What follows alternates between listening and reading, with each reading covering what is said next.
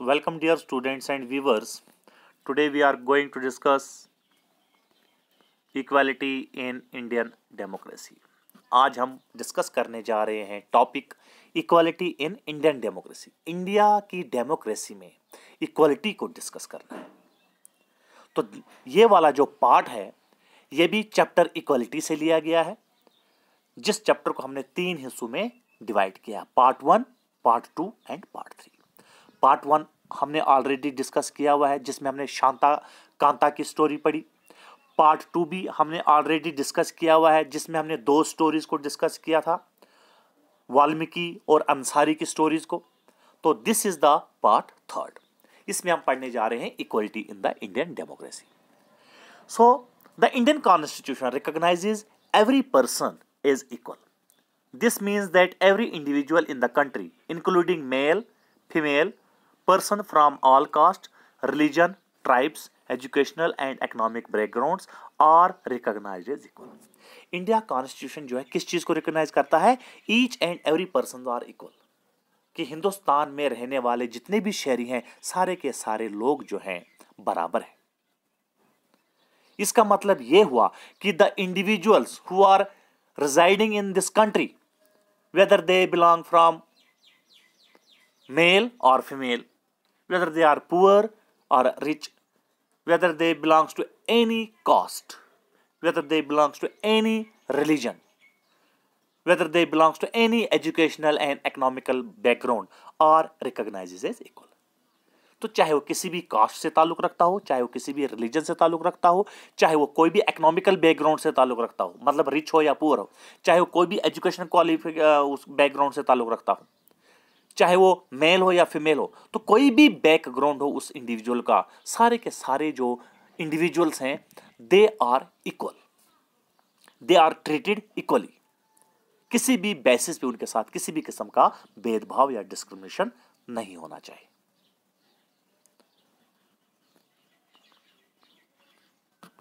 सो यहां पर आप एक इमेज देख रहे होंगे. This is the picture of parliament of our country. Okay, this parliament is the corner stone of our democracy. ये जो पार्लियामेंट जो इस पिक्चर में दिखाया गया है, इसको हम कॉर्नर स्टोन कहते हैं अपनी कंट्री की डेमोक्रेसी का. And we are represented in it through our elected representatives. और हम इस पार्लियामेंट के थ्रू रिप्रेजेंट किए जाते हैं. किसके द्वारा? जो हमारे द्वारा चुने गए नुमाइंदे हैं, रिप्रेजेंटेटिव्स हैं. अगर हम अर्लियर टाइम्स की बात करें, no law existed to protect people from discrimination. कि इंडिया में अगर देखा जाए, अगर हम काफ़ी पहले की बात करें, तो यहाँ पर उतने कोई कानून नहीं बनाए गए थे जिनकी वजह से यहाँ पर जो भी भेदभाव किया जाता था किसी भी बेसिस पे, कास्ट के बेसिस पे, रिलीजन के बेसिस पे, जेंडर के बेसिस पे, एजुकेशनल या इकोनॉमिकल बैकग्राउंड के बेसिस पे, उनके ऊपर जो भेदभाव या डिस्क्रिमिनेशन होता था, उससे बचने के लिए कोई उतने ज़्यादा नियम या कानून नहीं बनाए गए थे. But now there are several that works to see that people are treated with dignity and as equal. लेकिन अब इंडियन कॉन्स्टिट्यूशन में ऐसे लॉज और कानून बनाए गए हैं या लाए गए हैं जो ये देखते हैं कि क्या सारे लोगों के साथ इक्वल ट्रीट किया जा रहा है या नहीं. सारे लोगों की जो डिग्निटी है, जो उनकी सेल्फ रिस्पेक्ट है, क्या उनको रिस्पेक्ट दी जा रही है या नहीं. तो ये कुछ कानून में प्रावधान लिया गया है.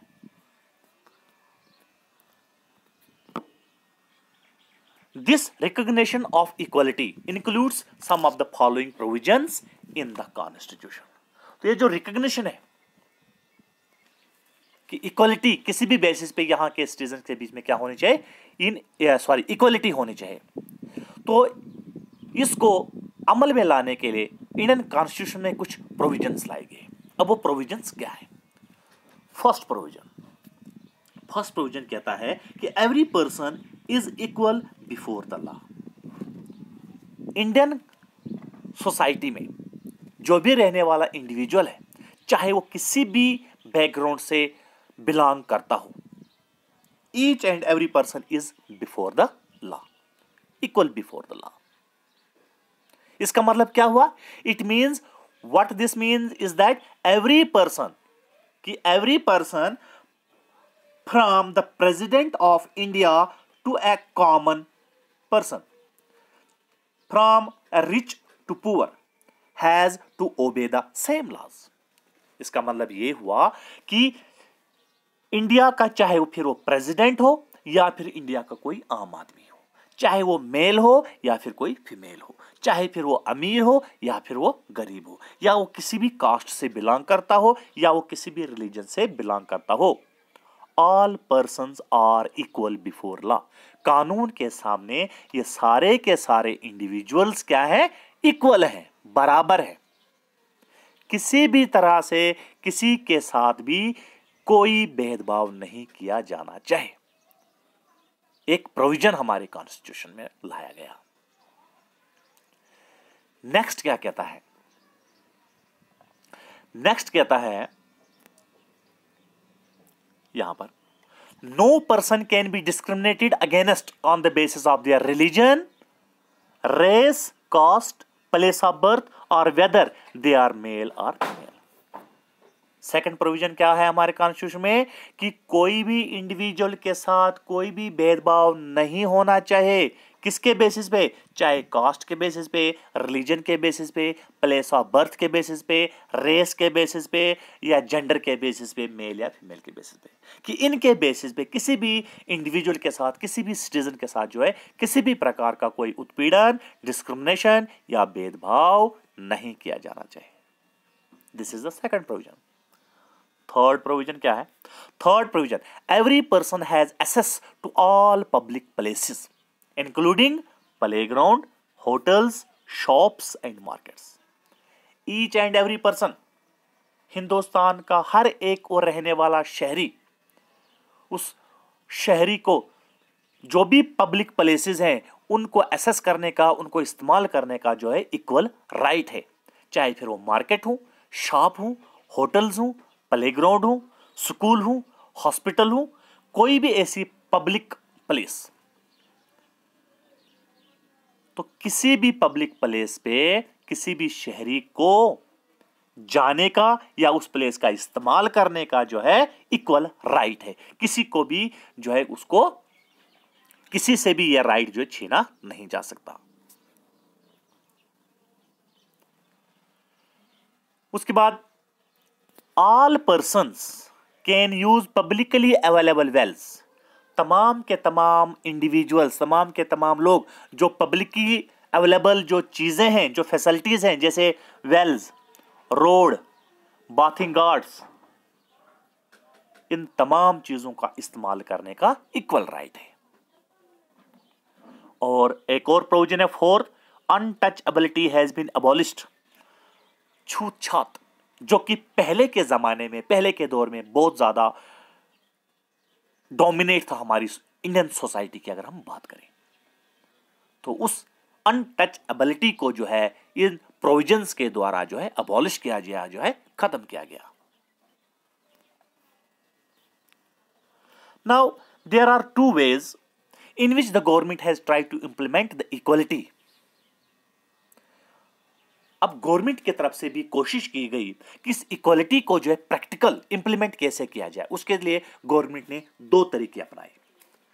First, guaranteed in the constitution is through laws. Constitution में गारंटीज, कानून के कुछ प्रोविजंस लाए गए और उन कानून की मदद से जो है इसको जो है इंप्लीमेंट किया जाने लगा। यह था पहला तरीका। दूसरा तरीका, through government schemes and programmes. Government द्वारा बहुत सारे ऐसे प्रोग्राम्स और बहुत सारे ऐसे स्कीम्स को जो है शुरू किया गया, इंप्लीमेंट किया गया, ताकि इस इक्वालिटी को जो है ग्राउंड लेवल पे जो है इंप्लीमेंट किया जाए और किसी भी तरीके से किसी के साथ भी अनइक्वल ट्रीट ना किया जाए।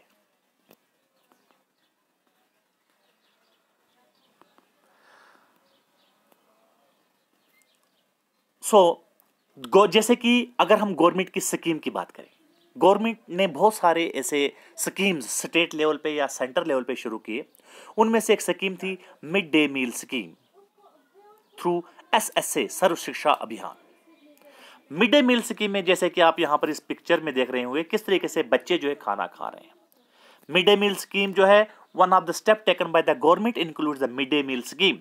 This refers to the programs introduced in all government elementary schools to provide children with cooked lunch. इस स्कीम के द्वारा जितने भी गवर्नमेंट स्कूल के जो प्राइमरी स्कूल हैं वहां पर जो भी पढ़ने वाले बच्चे हैं उनको जो है लंच मुफ्त करवाया जाए, मतलब खाना जो है उनको प्रोवाइड करवाया जाए। तो इस पिक्चर में भी आप देख रहे होंगे कि किस तरीके से ये स्कीम जो है सबसे पहले लॉन्च हुई 2001 में और सुप्रीम कोर्ट के कहने पे ये तमाम स्टेट गवर्नमेंट्स को ये ऑर्डर दिया गया कि इस प्रोग्राम को 6 महीने के अंदर अंदर जो है इंप्लीमेंट किया जाए। इस स्कीम के बहुत सारे फायदे निकले। को क्या क्या फायदे? The programme had been many positive effects. These includes the fact that more poor children have begun enrolling and regularly attending the school. सबसे पहला पॉजिटिव इफेक्ट क्या हुआ कि ज्यादा से ज्यादा बच्चे जो पहले स्कूल नहीं आते थे वो स्कूल रजिस्टर्ड होने लगे, और जो खास तौर पर जो गरीब बच्चे थे, जो भूखे पेट होते थे, वो खाने की वजह से भी स्कूल आने लगे। इस तरीके से स्कूलों का जो एनरोलमेंट जो है वो बढ़ने लगा। एक पॉजिटिव पॉइंट था इस स्कीम का। Second, these includes the fact that more poor children have begun enrolling and regularly attending school. Teachers reported that earlier children would often go home for lunch and then not return to school, but now with the midday meal being provided in school, their attendance has been improved. तो teachers का ये कहना था कि पहले जब ये scheme नहीं थी तो बच्चे जो है लंच के टाइम जब घर जाते थे खाना खाने तो वहां से वापस स्कूल नहीं आते थे, लेकिन जब से ये स्कीम शुरू हुई अब बच्चे जो है घर नहीं जाते हैं क्योंकि उनको लंच जो है स्कूल में ही प्रोवाइड किया जाने लगा। इससे जो है उनकी जो एनरोलमेंट में जो इंप्रूवमेंट है वो भी देखने को मिली। उसके अलावा इस स्कीम का एक और पॉजिटिव पॉइंट क्या देखने को मिला कि प्राइमरी स्कूल में, गवर्नमेंट प्राइमरी स्कूल में जितने भी बच्चे थे, चाहे वो किसी भी बैकग्राउंड से ताल्लुक रखते थे, सबको जो है इक्वली ट्रीट किया जाता था, सबको जो है एक साथ खाना जो है परोसा जाता था। तो इससे जो भेदभाव था बीच में कास्ट के बेसिस पे या रिलीजन के बेसिस में, उसमें भी काफी कमी देखने को मिली। तो इस तरीके से कुछ स्कीम्स थी, खासतौर पे जैसे हमने मिड डे मील की बात की, इनके द्वारा जो है इस इक्वलिटी को जो है इंप्लीमेंट करने की कोशिश की गई। While government programs play an important role in increasing equality of opportunity, there is much that still needs to be done. कहता है गवर्नमेंट के इतने कोशिश के बावजूद भी अभी भी बहुत कुछ करने को बाकी है ताकि इस इक्वलिटी को जो है जड़ से खत्म किया जाए। So this is all about the chapter equality. नमस्कार।